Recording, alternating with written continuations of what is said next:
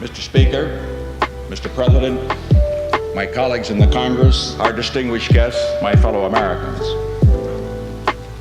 25 years ago, I sat here as a freshman congressman along with Speaker Albert and listened for the first time to the President address the State of the Union. I shall never forget that moment. The Senate, the Diplomatic Corps, the Supreme Court, the Cabinet entered the chamber, and then the President of the United States. As all of you are aware, I had some differences with President Truman. He had some with me. But I remember that on that day, the day he addressed that joint session of the newly elected Republican 80th Congress, he spoke not as a partisan, but as president of all the people, calling upon the Congress to put aside partisan considerations in the national interest.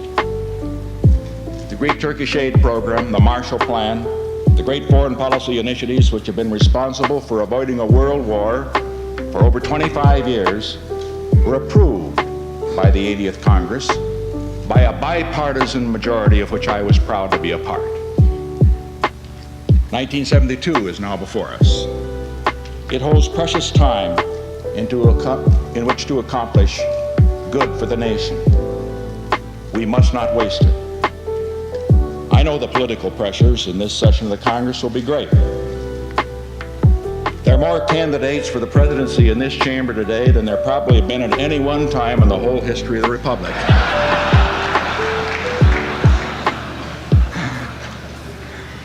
And there's an honest difference of opinion, not only between the parties, but within each party, on some foreign policy issues and on some domestic policy issues.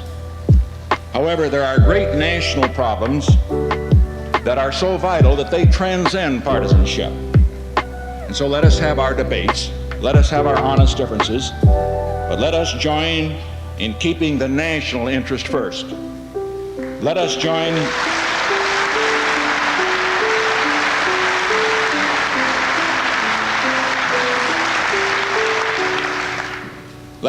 in making sure that legislation the nation needs does not become hostage to the political interests of any party or any person.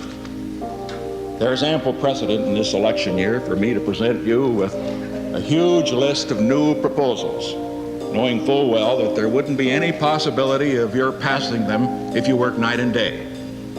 I shall not do that.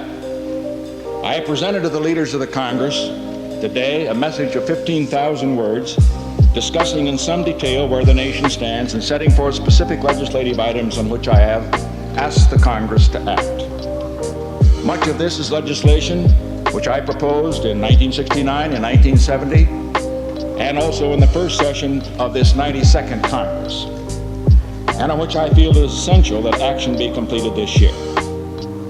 I am not presenting proposals which have attractive label, but no hope of passage. I am presenting only vital programs which are within the capacity of this Congress to enact, within the capacity of the budget to finance, and which I believe should be above partisanship. Programs which deal with urgent priorities for the nations, which should and must be the subject of bipartisan action by this Congress in the interest of the country in 1972. When I took the oath of office on the steps of this building just 3 years ago today, the nation was ending one of the most tortured decades in its history. The 1960s were a time of great progress in many areas, but as we all know, they were also times of great agony. The agonies of war, of inflation, of rapidly rising crime, of deteriorating cities, of hopes raised and disappointed, and of anger and frustration that led finally to violence and to the worst civil disorder in a century. I recall these troubles, not to point any fingers of blame. The nation was so torn in those final years of the 60s that many in both parties questioned whether America could be governed at all. The nation has made significant progress in these first years of the 70s. Our cities are no longer engulfed by civil disorders. Our colleges and universities have again become places of learning instead of battlegrounds. A beginning has been made in preserving and protecting our environment. The rate of increase in crime has been slowed, and here in the District of Columbia, the one city where the federal government has direct jurisdiction, serious crime in 1971 was actually reduced by 13% from the year before. Most important, because of the beginnings that have been made, we can say today that this year, 1972, can be the year in which America may make the greatest progress in 25 years toward achieving our goal of being at peace with all the nations of the world.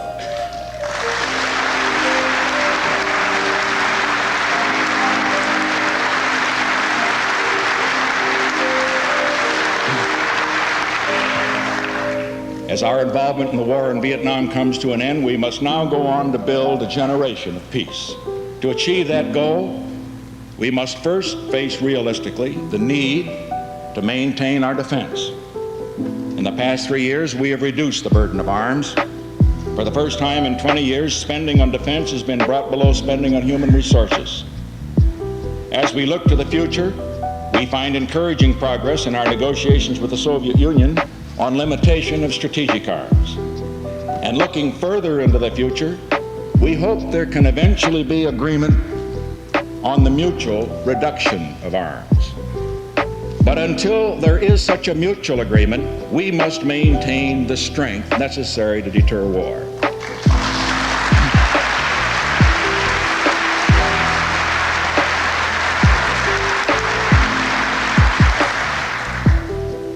And that is why, because of rising research and development costs, because of increases in military and civilian pay, because of the need to proceed with new weapons system, my budget for the coming fiscal year will provide for an increase in defense spending. Strong military defenses are not the enemy of peace, they are the guardians of peace.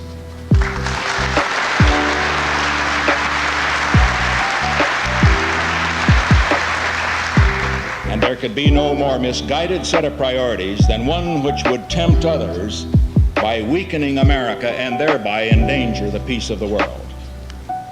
In our foreign policy, we have entered a new era.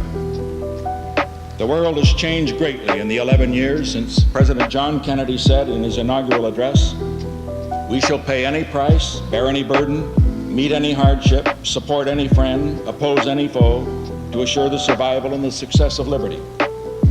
Our policy has been carefully and deliberately adjusted to meet the new realities of the new world we live in.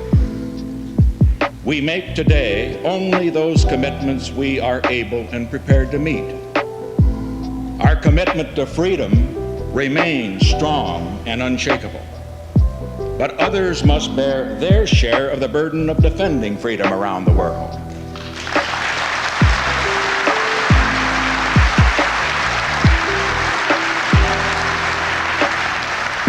And so this then is our policy. We will maintain a nuclear deterrent adequate to meet any threat to the security of the United States or of our allies. We will help other nations develop the capability of defending themselves. We will faithfully honor all of our treaty commitments. We will act to defend our interests whenever they are threatened any place in the world. But where our interests or our treaty commitments are not involved, our role will be limited. We will not intervene militarily, but we will use our influence to prevent war.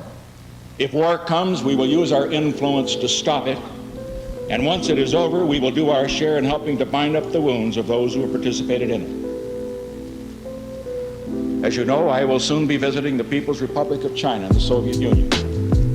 I go there with no illusions.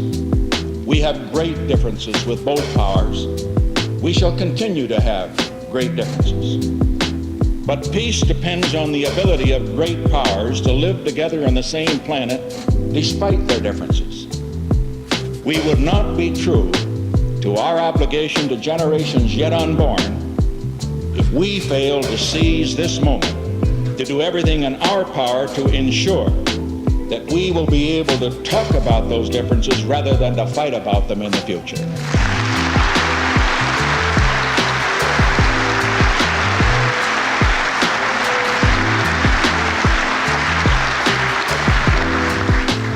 And as we look back over this century, let us, in the highest spirit of bipartisanship, recognize that we can be proud of our nation's record in foreign affairs. America has given more generously of itself toward maintaining freedom, preserving peace, alleviating human suffering around the globe than any nation has ever done in the history of man. We have fought 4 wars in this century, but our power has never been used to break the peace, only to keep it, never been used to destroy freedom, only to defend it. We now have within our reach the goal of ensuring that the next generation can be the first generation in this century to be spared the scourges of war.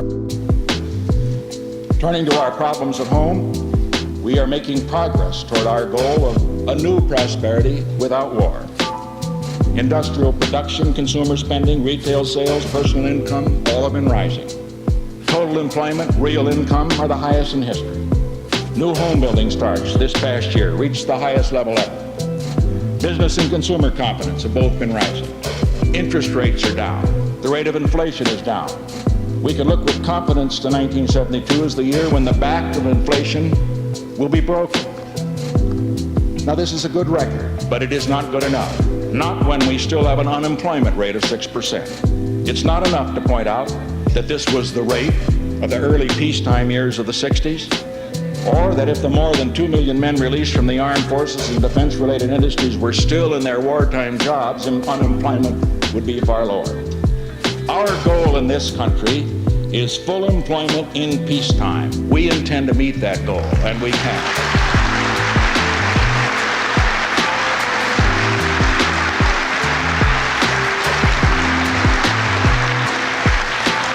The Congress has helped to meet that goal by passing our job-creating tax program last month. The historic monetary agreements that we've reached with the major European nations, Canada and Japan, will help meet it by providing new markets for American products, new jobs for American workers. Our budget will help meet it by being expansionary without being inflationary, a job-producing budget that will help take up the gap as the economy expands to full employment.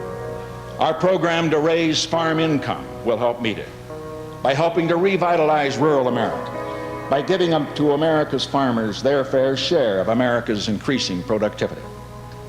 And we also will help meet our goal of full employment at peacetime with a set of major initiatives to stimulate more imaginative use of America's great capacity for technological advance and direct it toward improving the quality of life for every American. In reaching the moon, we demonstrated what miracles American technology is capable of achieving. And now the time has come to move more deliberately toward making full use of that technology here on Earth, of harnessing the wonders of science to the service of man. I shall soon send to the Congress a special message proposing a new program of federal partnership in technological research and development, with federal incentives to increase private research, federally supported research on projects designed to improve our everyday lives in ways that will range from improving mass transit to developing new systems of emergency health care that could save thousands of lives annually. Historically, our superior technology and high productivity have made it possible for American workers to be the highest paid in the world by far, and yet for our goods still to compete in world markets. Now we face a new situation. As other nations move rapidly forward in technology, the answer to the new competition is not to build a wall around America, but rather to remain competitive by improving our own technology still further and by increasing productivity in American industry. Our new monetary and trade agreements will make it possible for American goods to compete fairly in the world's markets, but they still must compete. The new technology programs will put to use the skills of many highly trained Americans, skills that might otherwise be wasted.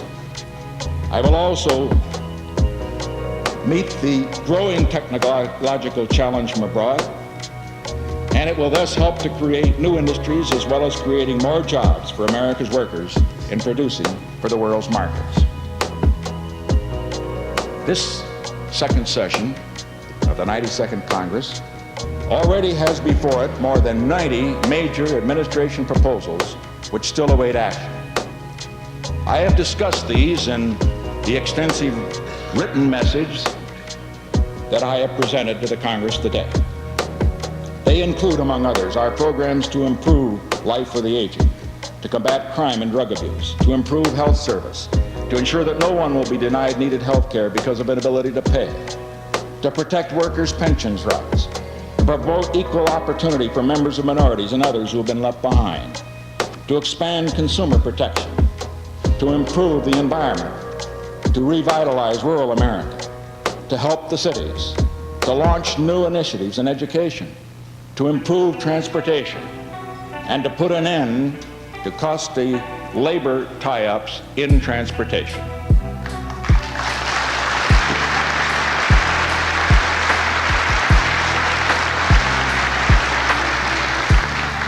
The West Coast dock strike is a case in point. This nation cannot and will not tolerate that kind of irresponsible labor tie-up in the future.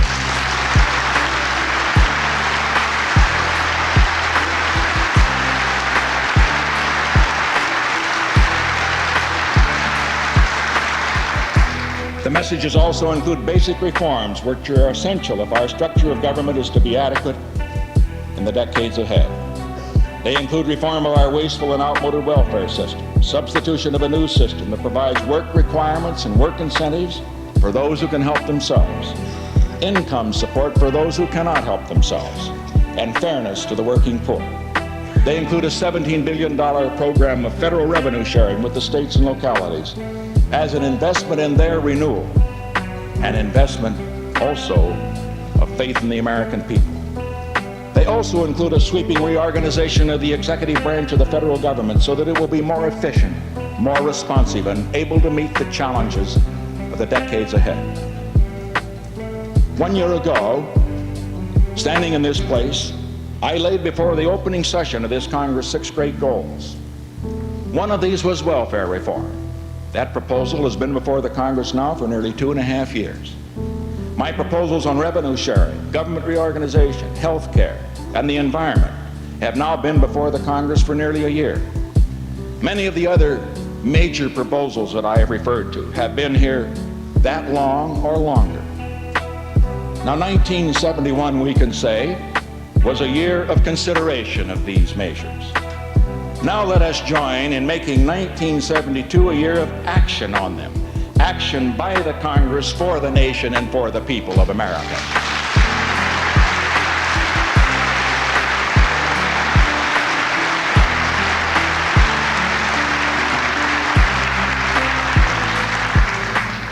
Now, in addition, there's one pressing need which I have not previously covered, but which must be placed on the national agenda. We long have looked in this nation to the local property tax as the main source of financing for public primary and secondary education. As a result, soaring school costs, soaring property tax rates now threaten both our communities and our schools. They threaten communities because property taxes, which more than doubled in the 10 years from 1960 to 70, have become one of the most oppressive and discriminatory of all taxes, hitting most cruelly at the elderly and the retired. And they threaten schools as hard-pressed voters understandably reject new bond issues at the polls. The problem has been given even greater urgency by 4 recent court decisions, which have held that the conventional method of financing schools through local property taxes is discriminatory and unconstitutional. Nearly 2 years ago, I named a special presidential commission to study the problems of school finance, and I also directed the federal departments to look into the same problems. We are developing comprehensive proposals to meet these problems. This issue involves 2 complex and interrelated set of problems: support of the schools and the basic relationships of federal, state, and local government in any tax reforms. Under the leadership of the Secretary of the Treasury, we are carefully reviewing all of the tax aspects. And I have this week enlisted the Advisory Committee on Intergovernmental Relations in addressing the intergovernmental relations aspects. I have asked this bipartisan commission to review our proposal for federal action to cope with the gathering crisis of school finance and property taxes. Later in the year, when both commissions have completed their studies, I shall make my final recommendations for relieving the burden of property taxes and providing both fair and adequate financing for our children's education.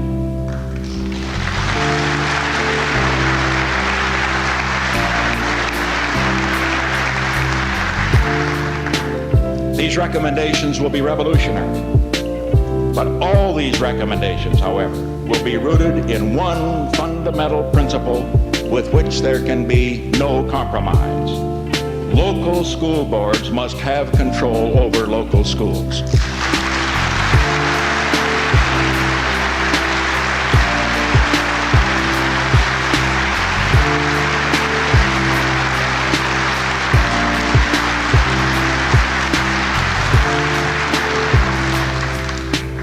As we look ahead over the coming decades, vast new growth and change are not only certainties,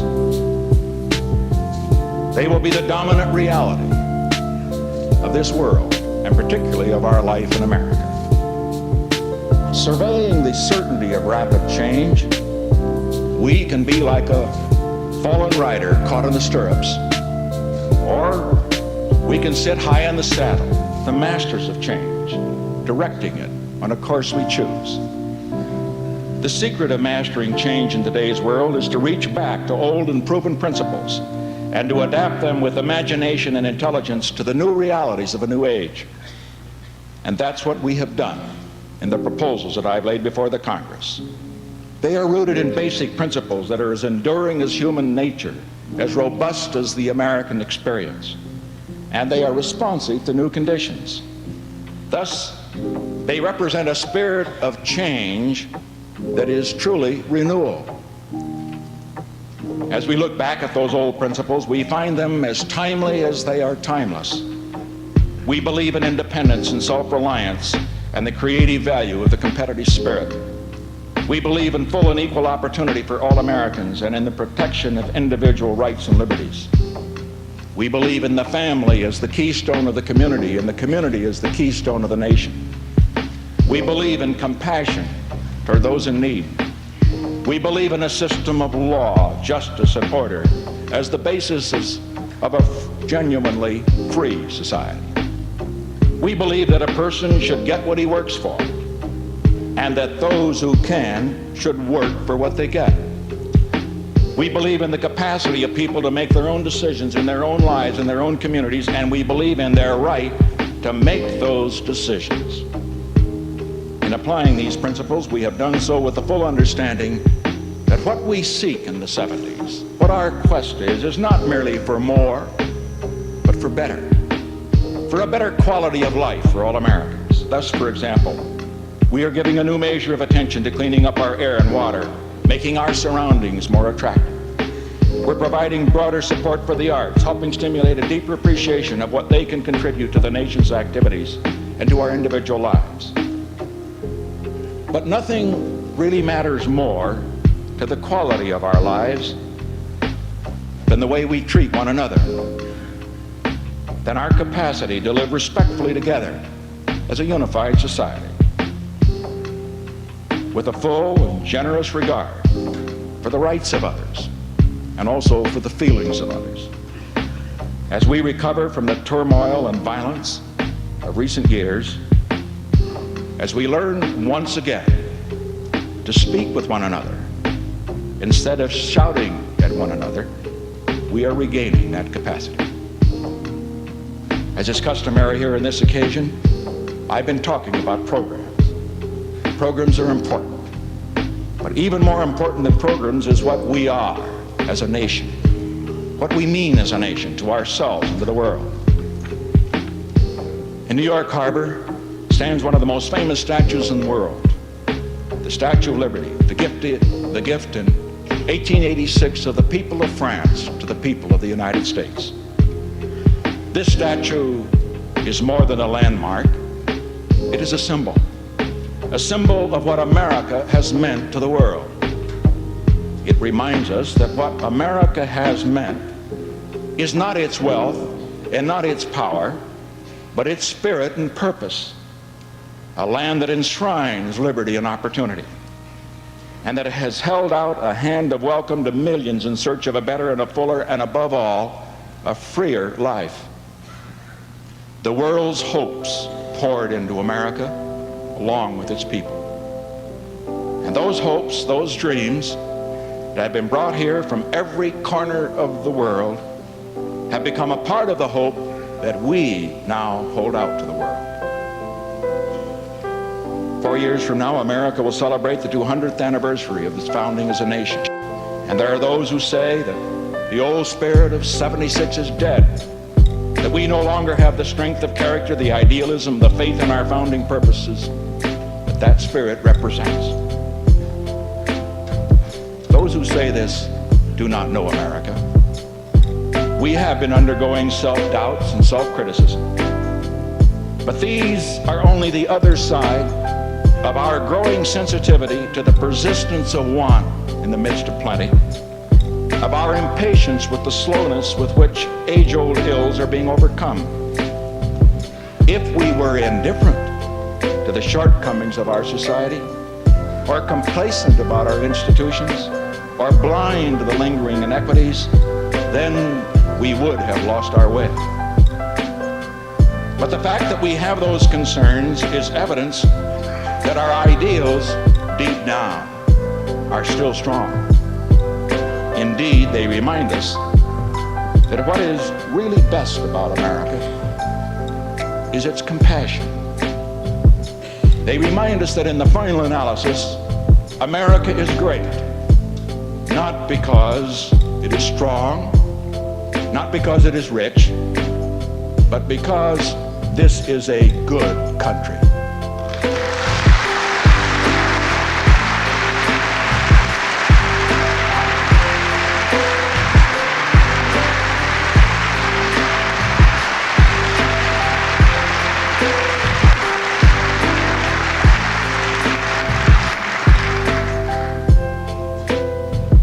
Let us reject the narrow visions of those who would tell us that we are evil because we are not yet perfect, that we are corrupt because we are not yet pure, that all the sweat and toil and sacrifice that have gone into the building of America were for naught because the building is not yet done. Let us see that the path we are traveling is wide, with room in it for all of us, and that its direction is toward a better nation and a more peaceful world. And never has it mattered more than we go forward together. Look at this chamber. The leadership of America is here today. The Supreme Court, the Cabinet, the Senate, the House of Representatives. Together, we hold the future of the nation and the conscience of the nation in our hands. Because this year is an election year, it will be a time of great pressure. If we yield to that pressure and fail to deal seriously with the historic challenges that we face, we will have failed the trust of millions of Americans and shaken the confidence they have a right to place in us, in their government. Never has a Congress had a greater opportunity to leave a legacy of a profound and constructive reform for the nation than this Congress. If we succeed in these tasks, there will be credit enough for all, not only for doing what is right, but doing it in the right way, by rising above partisan interest to serve the national interest.